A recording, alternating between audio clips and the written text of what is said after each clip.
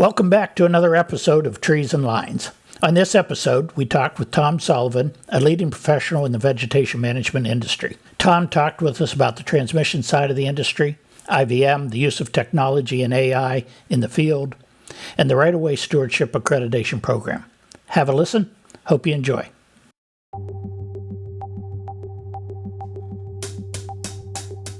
Welcome, Tom. Appreciate your joining us for our Trees and Lines podcast. Before we get started, would you take a minute, introduce yourself, tell us a little bit about what you've been doing lately? Okay. Thank you, Phil. Yeah, my name is Tom Sullivan. Background is a degree in forestry from the State University of New York College of Environmental Science and Forestry. I did about 10 years of traditional forestry work. One of our clients in traditional forestry over the years was New England Power Company, and eventually I went to work for New England Power Company, and that company in time became National Grid. So I spent 20 years there doing traditional forestry on lands that the company owned. We owned about 50,000 acres of lands around hydro stations, and did vegetation management on the transmission system during that time. During my time there, we also acquired Niagara Mohawk in New York. So the system became pretty big. We got to where we had about 60,000 acres of right-of-way that we were managing. I also got involved in project management there. And when I left National Grid, I did project management for another 8 years, outside of vegetation management. I also got involved in the RightWay Stewardship program, and for 10 years I've been one of the auditors associated with the RightWay Stewardship program. In fact, you're the lead auditor. We'll talk more about that in a little bit. Okay. Not long ago, saw a publication, I think it was from the Proceedings of the RightWay 13. It was on RightWay management. And I know that was something you were planned on writing for years. Tell us a little bit about it. Well, I've always been curious about the science, both environmental science and even the economic science behind the programs that we run, and specifically behind integrated vegetation management. When I started at New England Power National Grid, I sat down at a desk that had a book by Frank Egler and some Brambles and Burns papers right there, in the shelf, ready for me to grab and start reading. So, I did that, and over my years at National Grid, I kept a kind of an informal file of papers as I saw them and as they may trickle in over the years. And also sort of started a bibliography of what was out there. And over time, I just felt like someday I want to take all this and polish it and expand it and publish it. And RightWay 13 was a chance to do that. I had the time to do it, and it was something I wanted to tackle. Of course, I didn't tackle it alone. I had two co-authors involved in that study as well. Phil, you were one of them, and John Goodfellow was the other auditor. But, one of the primary reasons behind it was we spent 10 years really doing audits on a lot of utilities. And even in the last 2 years, I've been on 12 utility systems. And everybody talks IVM, but very few people can articulate a definition and clearly tell you what IVM is all about. That's just lack of communication within the industry, I guess. And it also speaks to the fact that, there's no college curricula where you can take a course or two and specifically educate you about integrated vegetation management. But, what we saw in researching the research was it's an incredible story. I mean, it goes back 70 plus years. It goes back to the early 50s when people started talking about using herbicides as a tool to manage vegetation on right-of-ways, not to kill everything, but to encourage the growth of species that are compatible within the right-of-way. So over that 70 years, a lot of research into every environmental issue that people kind of tossed at the programs. And over and over and over it was demonstrated that IVM and selective herbicide use was the best approach.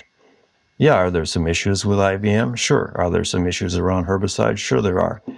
But overall, there's a lot of research that backs up the fact that this is the best approach. And as I said already, that it's a remarkable story that, there's 70 years of research behind what we do. You think that most of the people in our industry realize that it is a science-based thing?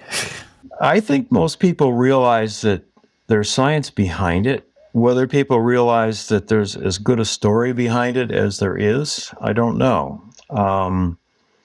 And most people, I don't think, really appreciate the fact that it's a system. You've got to be doing all parts of the system in order for it to truly be integrated vegetation management. I mean, the very word integrated, what does that mean? Bring a lot of disparate parts together and make them all work together. So if you're not doing the whole system, you're not doing integrated vegetation management. So it's, we, in our abstract, we said this was meant to be a tool for practitioners. So how do we get it out there? How do we make it a tool that practitioners know that's available to them? And then how do we get them to read it and appreciate the work that went into, that stands behind the programs that they run? Oh, you mentioned some old-time researchers, Burns and Bramble.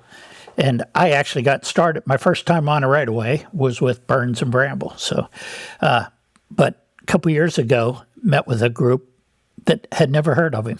And that just shocked me because they were so important in my career. But time moves on, and that they were great researchers from years past.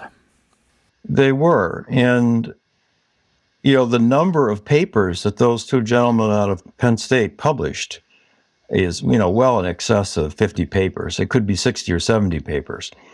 And then the people that followed them at Penn State continued the tradition there. The research sites are still out there, and there's been, more publications come out of that research since Brambles and Burns have passed on.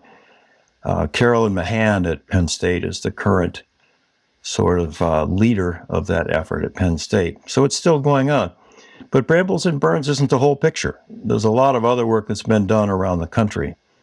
If Brambles and Burns for sure, you can go back to as, probably the most well-known, but as you just said, they're not well-known to everyone. You said you were on a bunch of systems. Let's say you've been on like 10 utility systems over the last handful of years, and some folks have adopted IVM and many haven't, or at least don't have the complete understanding. Is there some relationship with those that do versus those that don't based on the urgency of the footprint that they live in?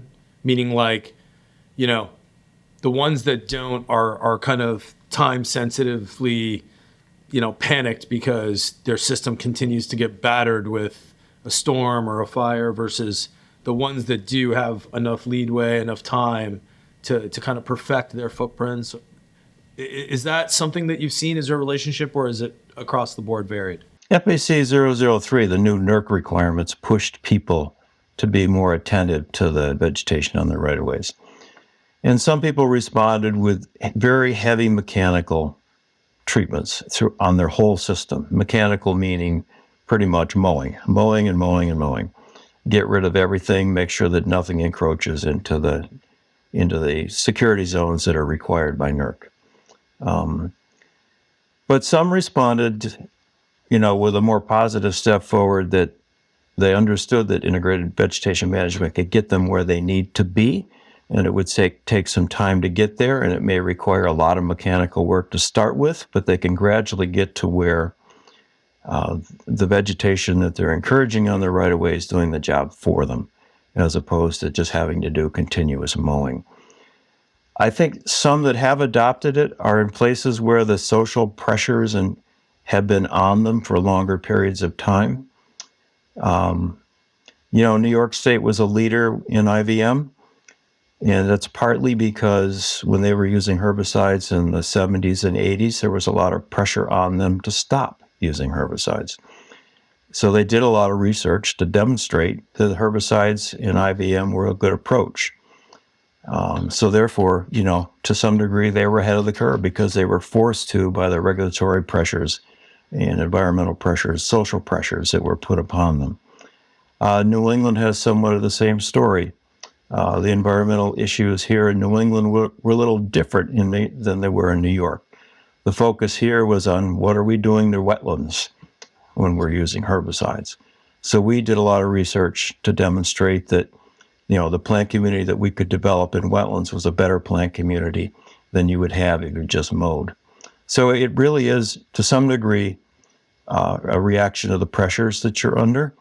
And of course, in different parts of the country, the pressures are very different. Certainly, fire. I mean, when I first got involved with the Edison Electric Institute Vegetation Management Task Force and started going to meetings where I met practitioners from other parts of the country, it became apparent that fire was a huge issue in some parts of the country. And we all know that even better and better every year. And with the issue that just occurred, the fire that just occurred in Maui, we're even more acutely aware that what vegetation can do in terms of creating fires. Luckily, I live in a part of the country where fires are not much of an issue, and we never really had to think about that very much. Yeah. But some people they get into this because they have a natural curiosity about the plant community they're working in. I mean, I was recently on a system where, the people running this, they're botanists and ecologists at heart. And they really wanted to understand what they're doing out there. And their own academic interests led them to IVM, and they're doing a really good job with IVM. There seems to be this sort of thinking that most of the issues or outages are caused by trees from outside the right-of-way, right? Kind of the fallen tree. And so what would you say, do you have a sense in the data how much of the issues across the U.S. are more a function of what's growing in the right-of-way versus trees that are affecting, outages that are falling in? Well, there is data. I mean, you could go research the NERC website and find the outages. The last two major outages in North America, 1996 and 2003, weren't necessarily started by trees, but they were made worse by trees, and those were grow-in outages from vegetation within the right-of-way. Those of us that had mature programs in 2003, we wondered why this was still going on, frankly. My boss left me a souvenir from my former boss, that is, left me a souvenir when he retired. The last outage from a grow-in from underneath the New England electric system was in 1979. And the souvenir he gave me was a chunk of an aspen tree that caused it. And he made it very clear that he nearly lost his job because of that. And I should beware that maybe I could lose my job because of that too. So we felt like there was really no excuse for a grow-in from underneath. And I think NERC finally woke up to the fact that, there should be no excuse for a grow-in from underneath or within the right-of-way. If you have a program and you stick to your program and fund your program, you shouldn't have grow-in outages from within the right-of-way. Off right-of-way is a lot more complicated. You may not have the rights to touch those trees. But utilities certainly are more sensitive to off right-of-way tree-caused outages. Everywhere I've been in the last 2 or 3 years, companies all have right-of-way edge tree programs that they may not have had 10, 15 years ago. So I think both people are managing both, and the systems I've been on, people are managing both well. So we should be specific, Tej, that Tom is speaking transmission, the very high voltage lines. Some of what you've heard is distribution. Distribution. Where almost exclusively it's tree fall in outages. Okay, that's a good. Yeah, thanks for that clarification, Phil. I automatically think Yeah. transmission because that's mostly what I worked on all my years in the vegetation management business. Okay. Yeah. Okay. You mentioned some of the reaction to the FERC stuff that came out. I think it was 2005. And part of that motivated the development of the RightWay Steward accreditation program. And I know you've been instrumental in its development and operation since then. Can you tell us a little bit about why you got involved and tell us about the program? Why I got involved. Okay. RightWay Stewardship accreditation is exactly that. It's an accreditation against a standard that basically measures you really above what's required, above and beyond what is required in terms of just keeping trees out of wires. There's more of a stewardship approach to it, and there's a lot of looking at, are you complying with laws? Are you operating in a sustainable manner socially, meaning that the society at large is going to have inputs into your program. And if you can demonstrate that you're taking all that into account as you plan your program and carry it out, your program is probably more sustainable. RightWay Stewardship came about really through an effort by the Electric Power Research Institute, EPRI. There's an accreditation system within the forest management community called Forest Stewardship Council, and they had a set of standards for how to be a sustainable forest management operation. And EPRI looked at that standard and said, can we apply this to right-of-way vegetation management? And they had a contract with Chris Nowak at SUNY Environmental Science and Forestry to write a draft of how could you take Forest Stewardship Council principles and apply them to vegetation management on right-of-way. And that draft really kind of landed at the UAA. And for a few years, the UAA thought about, well, what could we do with this? And there were those that really wanted to put it forward as an accreditation system. And eventually, 5 of us got together. We call ourselves the Gang of 5, myself, Phil, John Goodfellow, Derek Van Ice, and Chris Nowak, and said, we got to make this go. We went out, raised some money, got it started, hired an administrative organization, environmental group called Dovetail Partners in Minnesota to run it, basically to be the administrator. And we just put it out there. And within the first year, we had 3 utilities that sought accreditation and achieved accreditation, and it's grown gradually since then. It's really a show me standard. It's show me in the field that you're really doing what you say you're doing. Yeah, there are a lot of metrics, and there's a lot of documentation and paperwork that you have a program that's well documented. But we go in the field, auditors go in the field, meet your staff, meet everyone, all from the president of the company down to the guy with a nozzle in his hand or a chainsaw in his hand, interview people and see that they understand the program they're implementing and see the results. That's why, it's really a show me standard. Like I said, it's based on observations of good practices over time. And right now, I believe there are 9 accredited utilities, ranging in size from companies with a few 100 miles and 1,000 or 2,000 acres of right-of-way to the largest, which is well over 150,000 acres of right-of-way. Given recent news, of course, all the fires, and not just Hawaii, but all over the world. We've talked about this on past kind of sessions, Greece, Italy, Canada, Australia, everywhere. Do you expect an acceleration of utilities to jump on board the stewardship path because they're going to see this as the standard to, we've been experiencing all this risk. Things are continuously changing in our footprint, in our environment, and we need to kind of find a system and an approach. Do you think the Stewardship Council is that system, is that approach? Well, we're not really distribution oriented. Again, that program is transmission oriented. And there aren't very many outages at this point being caused on the transmission system. Where this goes on the distribution side, boy, I don't have a crystal ball to figure that one out. We all know that there's been fires in California caused on distribution and transmission, and now we saw the recent fires in Maui that were caused. It looks like they were probably primarily caused on the distribution system, but we won't know that for a while. I don't know if that'll be a driver for more people to seek right-of-way stewardship accreditation.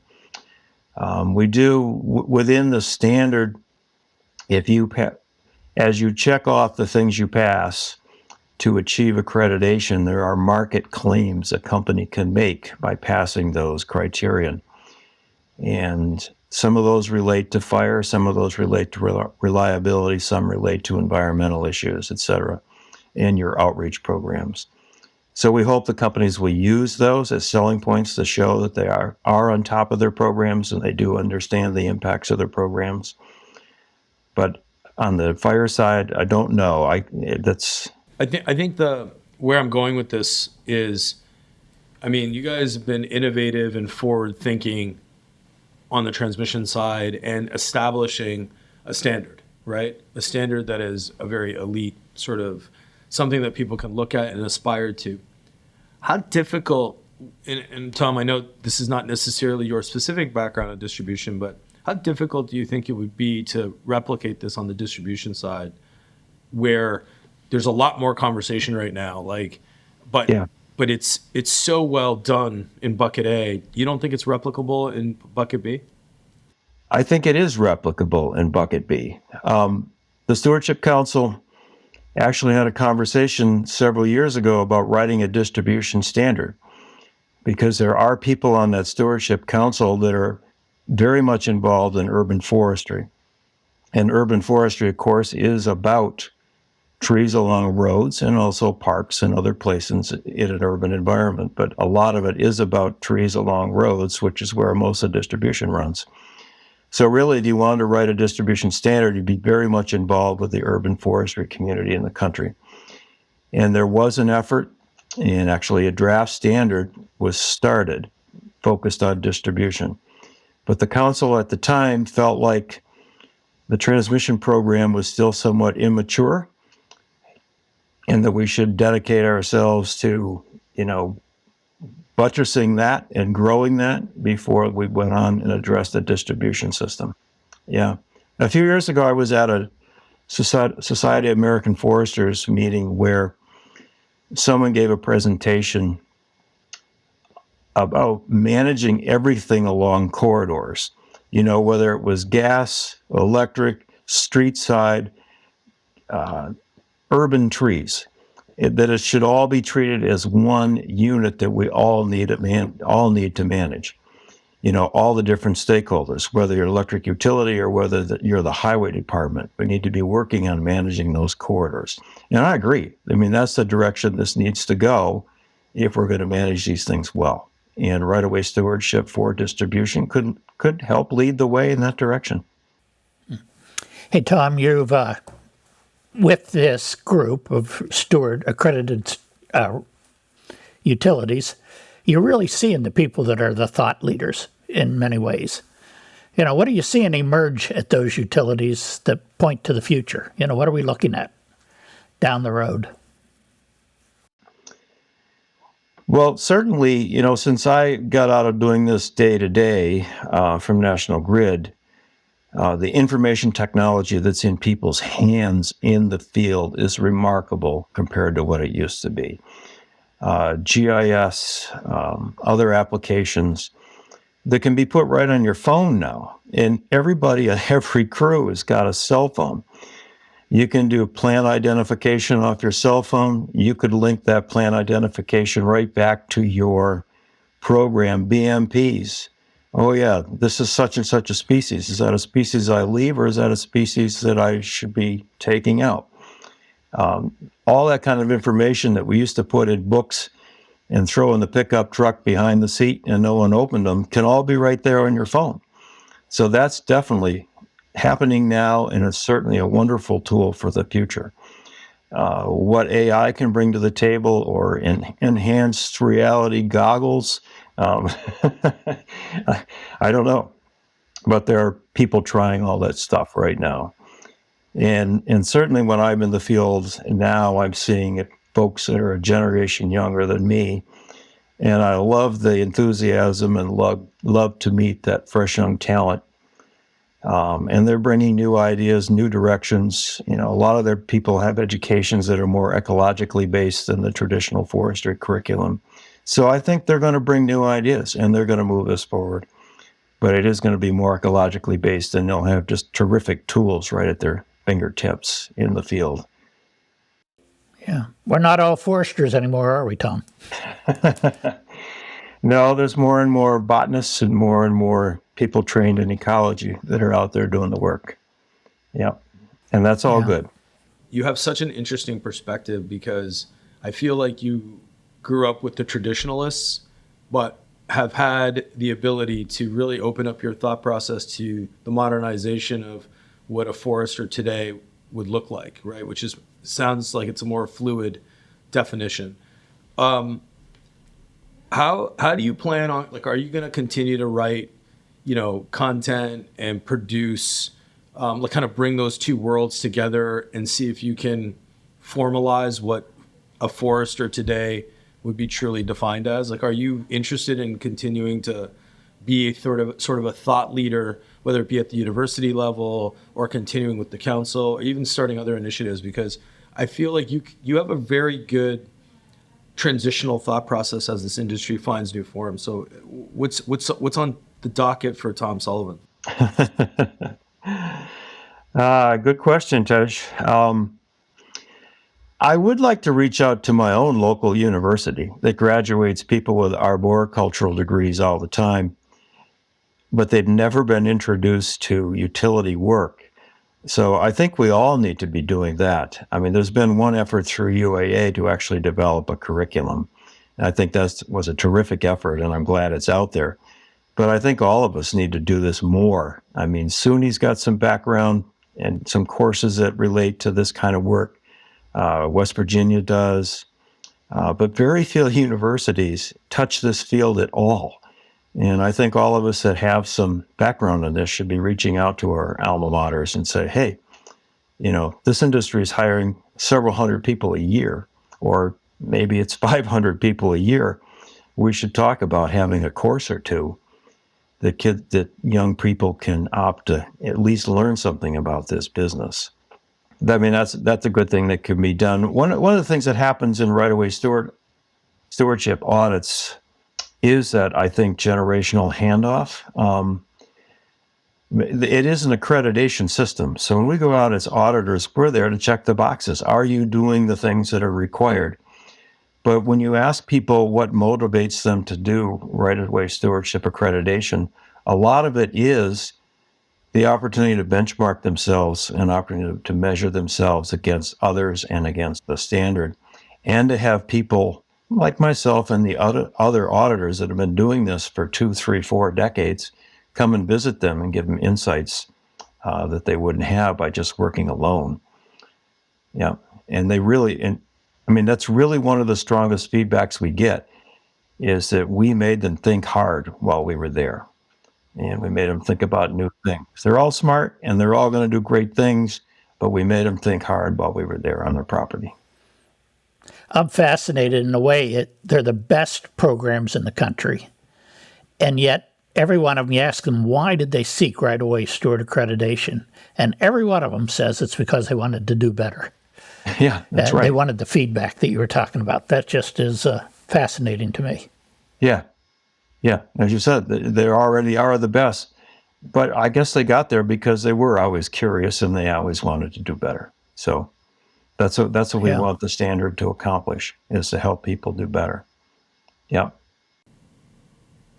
Are there like, I know there's 9 accredited utilities.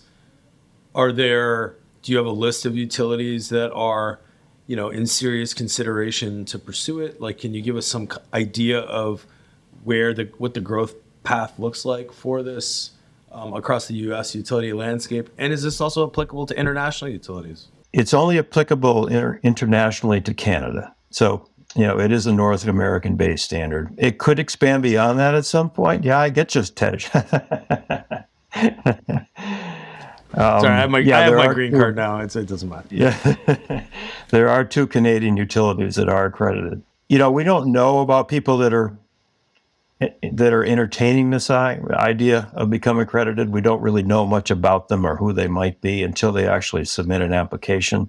However, people like myself and Phil and others do have clients that they do other work with that encourage accreditation and may very well be working with companies right now. I mean, I'll admit I'm working with one right now trying to get them aligned to become accredited. We talked about 9 utilities, but a lot of those utilities really have multiple operating companies. So one utility may be 9 or 10 or 12 operating companies across 10 states. I think the impact of the footprint's a lot bigger. That is correct, Phil. And we can use names here. I mean, those that are accredited are publicly acknowledged. They're all listed on the website. I mean, First Energy is one of the largest, and they do go across. Is it 5 states, Phil, or maybe it's even into 6? Yeah, it might be 6 states, and it seemed to me they had a lot of operating companies. They do. Multiple operating that were accredited. Yeah, and they're all accredited. You know, when you mention like yourself, Phil, John Goodfellow, like, you know, this is like the Hall of Fame of, you know, IVM, vegetation management. When you look downfield, do you feel confident that there are kind of the next generation of, you know, Tom and Phil and John, like that's coming up, you know, in their careers, that where the right-of-way stewardship will be in good hands and will be sort of taken to the next level? Like, is there a succession plan that's built into what you guys are doing, or are you guys going to rock this thing, you know, continue to lead the charge? We think about that all the time. You know, I'm involved in a number of things in my life as a professional, and right-of-way steward is just one of them. And I think about succession all the time in all those organizations. There's a lot of terrific talent out there. There's a lot of people with the energy and the desire to make this march forward. I have no doubt in my mind about that at all. Yeah, the Hall of Fame is kind of almost an embarrassing title, but if we're going to say Hall of Fame, we've got to add another person that we haven't talked about. When we did our research, I kept looking for who invented the term IVM. And the best I could get to, it's not definitive, but it was probably Kevin McLaughlin in the state of New York. He wrote a paper. Well, he's written many papers, but Kevin McLaughlin is probably the person that first coined the term integrated vegetation management, patterned off of integrated pest management back in the early 90s. So he should be in that Hall of Fame too, cool. as many others should be. Oh, yeah. Yeah. We'll make I'll sure say that the right-of-way steward right now has a group younger than us, that's all I know, but the next generation is definitely taking over and leading, and it's really a good thing to see. Yeah, definitely. That's fantastic. So, Tom, as you look down the road, you know, anything you want to leave the audience with? Any thoughts? Or Sure. I mean, the first thought would be get outside. I mean, written plans and digital mapping and work management systems support the work, but you've got to get outside and see the work, see the results of the work, see the people that are doing the work, talk to the people that are doing the work. You know, all that feedback is essential. You've got to do that. Engage your stakeholders, your neighbors, your agencies that regulate you. Tell them the IVM story. Get them to be on your side. You know, develop partnerships with property owners. I don't just mean private individual property owners, but state forests and national forests and nature conservancy properties. Develop partnerships with those people to demonstrate what you're doing, and that demonstrates you're doing the right thing. And then, of course, network, neighboring utilities, National or North American Transmission Forum, great place to network. And, you know, I did some work on a system last year that was very small, very isolated. And one of the things we recommended was join the Utility Arborists Association. You don't have to spend $2,000 to go to a conference. It's $40 a year, and you can be reading contemporary articles, and you go to their website and find all kinds of stuff that's being published and now being posted on their website. So very short money for investment to bring information to you all the time. And of course, keep your ANSI A300 Part 7 and your ISA BMP handy. Don't just buy it, put it on the shelf, but use it and work on whatever should be coming next in your program. And lastly, I would just say, enjoy what you do. It's an interesting field. When I was first interviewed to get a job in this field, I was like, why would I want to do this? I like growing trees.